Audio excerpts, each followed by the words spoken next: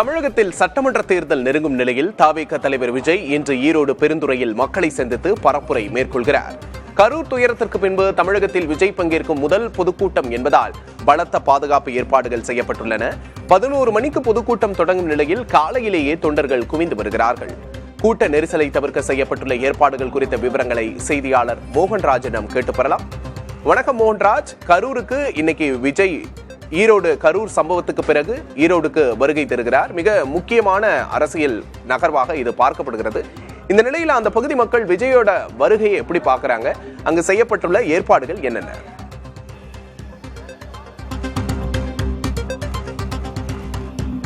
விக்னேஷ், விஜய் வருகைக்கு எதிர்பார்த்து நேற்று மாலை முதற்கொண்டே இங்கே அமைக்கப்பட்டிருக்கக்கூடிய சரளை திடலுக்கு தவிக தொண்டர்கள் ஏராளமானோர் வர தொடங்கி இருந்தாங்க.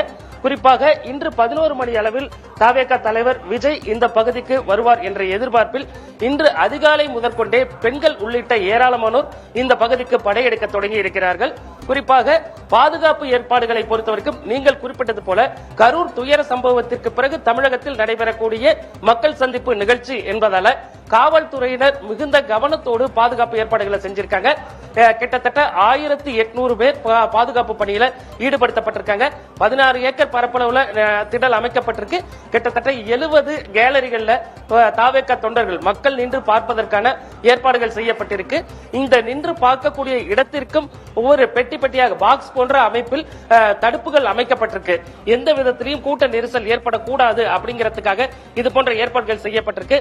அது மட்டுமல்ல, வரவர்களுக்கு தண்ணி தாகம் எடுத்தால் அந்த பிரச்சனை மயக்கம் ஏற்பட்டாலோ அதற்கான ஏற்பாடுகள் செய்து பல்வேறு இடங்களில் மருத்துவ சிகிச்சைக்கான முகாம்களும் அமைக்கப்பட்டிருக்கு. ஒவ்வொரு கேலரியிலும் தனித்தனியாக தண்ணீர் பாட்டில்களும் வைக்கப்பட்டிருக்கு. அது மட்டுமல்லாமல் 1000 லிட்டர் கொள்ளளவு கொண்ட 20 டேங்குகளில் தண்ணீரும் ஆங்காங்கே வைப்பதற்கான ஏற்பாடுகள் செய்யப்பட்டிருக்கிறது. ஒட்டுமொத்தமாக எந்த விதத்திலும் எந்த ஒரு சிறு அசம்பாவிதமும் நடந்துவிடக் கூடாது என்ற வகையில் காவல்துறையினர் பாதுகாப்பு ஏற்பாடு செய்திருக்கிறார்கள். அதே போல தவிக தொண்டர்களும் அதற்கான தொடர் கண்காணிப்பு பணியிலும் ஈடுபட்டிருக்காங்க. குறிப்பா இன்று காலை பார்த்தோம், நம்ம தவிக பொதுச் செயலாளர் ஆனந்த் இந்த பகுதிக்கு மக்கள் சந்திப்பு நடக்கக்கூடிய திடலுக்கு வந்திருக்காங்க. கர்ப்பிணி பெண்கள் ஏற்கனவே வரவேணாம் அப்படின்னு அறிவுறுத்தக்கூடிய நிலையில ஒரு கர்ப்பிணி பெண் வந்திருந்தாங்க. அவங்க உடனடியாக திருப்பி அனுப்புவதற்கான ஏற்பாடுகளும் செய்யப்பட்டிருந்தது. அதே போல குழந்தைகளை அழைத்து வர வேண்டாம் அப்படின்னு ஏற்கனவே தவிக தரப்புல அறிவுறுத்தலும் கொடுக்கப்பட்டிருந்தது.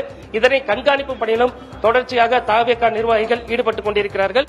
நான் குறிப்பிட்டது போல பொதுச் செயலாளர் ஆனந்த் இன்று காலை முதற்கொண்டே இந்த பகுதிகளில் தொடர்ச்சியாக கண்காணிப்பு பணியிலையும் மக்களையும் சந்தித்து பல்வேறு அறிவுறுத்தல்களை வழங்கிக் கொண்டிருக்கிறார்கள்.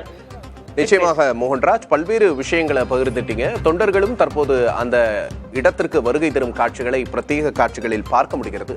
கூடுதல் விவரத்திற்கு நன்றி.